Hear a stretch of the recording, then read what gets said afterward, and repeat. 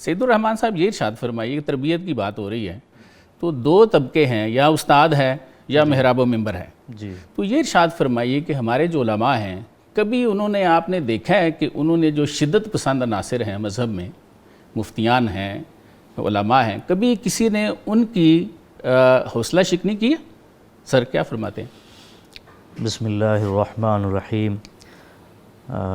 سب سے پہلے تو میں پروفیسر صاحب، آپ اور آپ کی جملہ ٹیم کو مبارکباد پیش کرتا ہوں. بہت شکریہ سر کہ آپ نے مجھے انوائٹ کیا یہاں پر سر. اور پروگرام دیکھ کے انتہائی خوشی ہوئی. سر گزارش یہ ہے کہ معاشرے کے اندر جو ہے امن اور آشتی تب ہی آ سکتی ہے کہ جب آپ اس کو امن والا معاشرہ بنانے کی کوشش کریں. بالکل ٹھیک ہے. اور امن والا معاشرہ تب ہی بنے گا کہ آپ اس کے اندر سے جو شدت پسندی ہے اس کو نکالیں، اس کو نکالنے کی کوشش کریں، لوگوں کو جوڑیں آپس میں، اور جوڑیں، اور ان میں جو یونٹی ہے اور اتفاق ہے وہ پیدا کرنے کی کوشش کریں. کلمے سے کون سی بڑی ایسی چیز ہے پیچھے جو ہمیں جوڑنے کے لیے کافی جوڑنے نہیں کے ہے؟ لیے بالکل بالکل.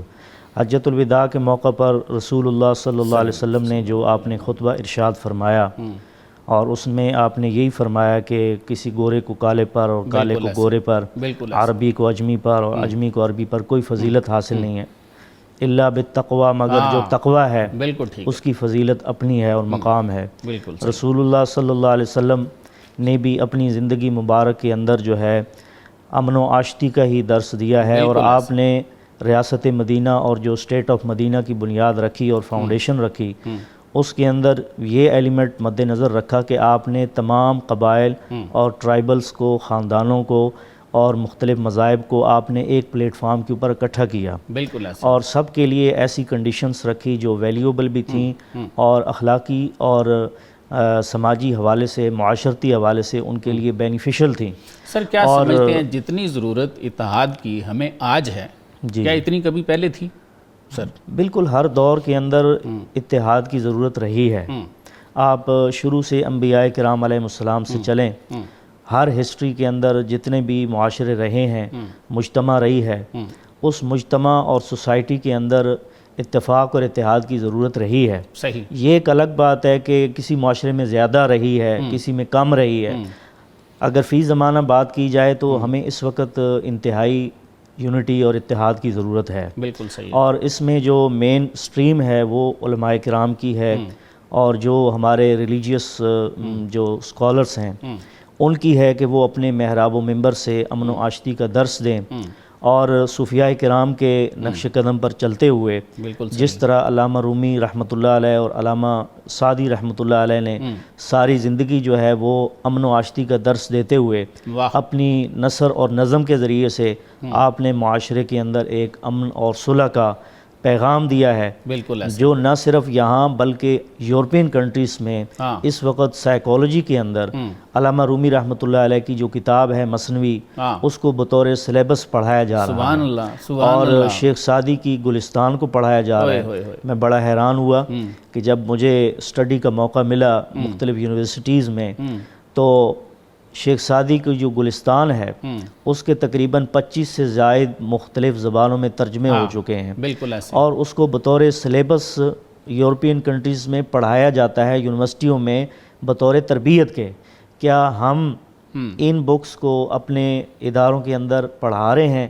ہم لوگوں سے تو یہ نکال دی گئی ہیں نا، نکال دی گئی نوئنگلی. جی. اب یہ کہیں آپ کو نظر نہیں آتی. اب تو یہ کتابیں ملنی بھی بڑی مشکل ہو گیا، یہ ملتی نہیں ہیں، تو پڑھانے والا تو بندہ ہی بڑا مشکل ہو گیا نا. جس طریقے سے ڈھونڈنا پروفیسر صاحب نے اشارہ فرمایا ہے سر کہ بھائی جو ان کا مطمع نظر تھا شیخ سعدی رحمۃ اللہ اور علامہ رومی رحمۃ اللہ علیہ نے، تو انہوں نے تربیت کے ذریعے سے جو ہے وہ ٹریننگ کی.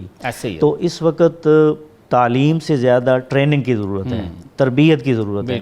جب استاد خود نمازی ہوگا تو شاگرد بھی نمازی تب بھی ہوگا. بالکل ایسے. لیکن جب ایک عالم دین خود کہے گا کہ آپ نماز پڑھیں، یا خود آپ جھوٹ سے رکیں اور خود وہ جھوٹ بولے یا سچ نہ بولے، تو ظاہر سی بات ہے اس کا پھر جو امپیکٹ ہے وہ معاشرے کے اندر سوسائٹی پر ویسا ہی پڑتا ہے. بالکل صحیح. ہمارے ہاں جو علماء کرام کو ان کی جو ٹریننگ ہوتی ہے، ان کو جو کورسز پڑھائے جاتے ہیں، ان میں تربیت کو مد نظر رکھا جاتا ہے۔ اب یہ ایک الگ بات ہے کہ جو ہر آدمی ہے اس کا ایک سائیکولوجیکل نفسیاتی طور پر اپنا ایک سٹیٹس ہوتا ہے، صحیح ہے، تو وہ پھر اپنی اپنی مزاج کے مطابق جو ہے وہ ٹریننگ کرنے کی، تربیت کرنے کی کوشش کرتا ہے۔ تو مساجد اور ممبر و محراب یہ ہمارے لیے ایک ایسا ایک درس ہے اور ایسا ہی ایک صلح کا پیغام ہے، امن کا پیغام ہے، جو میرے خیال کے اندر بڑا مؤثر ترین پیغام ہے۔ صحیح صحیح۔ اور بچپن میں اگر تربیت اس طرح سے کی کر دی جائے، جیسے پروفیسر صاحب نے فرمایا کہ حضرت سیدنا غوث العظم رحمۃ اللہ علیہ نے بچپن میں ایک ایسا سچ بولا کہ جس سچ کی برکت سے اللہ تعالیٰ نے پورے قافلے کو توبہ کی توفیق عطا فرما دی۔ بالکل ٹھیک ہے سر، آپ کا پوائنٹ آ گیا۔ جی جی۔